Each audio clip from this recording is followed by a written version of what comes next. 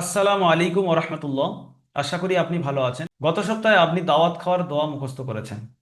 আজকের আপনি মুখস্থ করবেন ঘুমানোর আগে পরের দোয়া, অর্থাৎ ঘুমাতে যাওয়ার আগের দোয়া এবং ঘুম থেকে ওঠার দোয়া। এটা ছোট্ট দোয়া হওয়ার কারণে দুটো একসাথে দিচ্ছি, কেন আপনি জানেন যেটা আমরা বাল্যকালে মায়ের কোল থেকে প্রত্যেকের মুখস্থ থাকে। মানে ঘুমানোর পূর্বের দোয়া কি? আল্লাহুম্মা বিসমিকা আমুতু ওয়াহিয়া। এই দোয়াটি প্রত্যেকের মুখস্থ রয়েছে, কিন্তু অশুদ্ধ।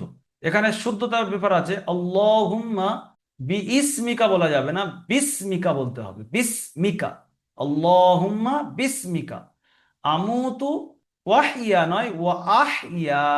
ওয়া আহিয়া ভুল দু জায়গায় হয়। বি ইসমিকা আর ওয়া আহিয়া, এই দুটো শুদ্ধ করতে হবে। আল্লাহুম্মা বি ইসমিকা নয় বিসমিকা আমুতু ওয়া আহিয়া। আল্লাহুম্মা বিসমিকা আমুতু ওয়া আহইয়া। তাহলে আপনাদের যে জায়গায় দু জায়গায় ডাউট, সে জায়গা আমি ক্লিয়ার করে দিলাম, আপনারা সুন্দরভাবে পড়বেন। আল্লাহুম্মা বিসমিকা আমুতু ওয়া আহইয়া।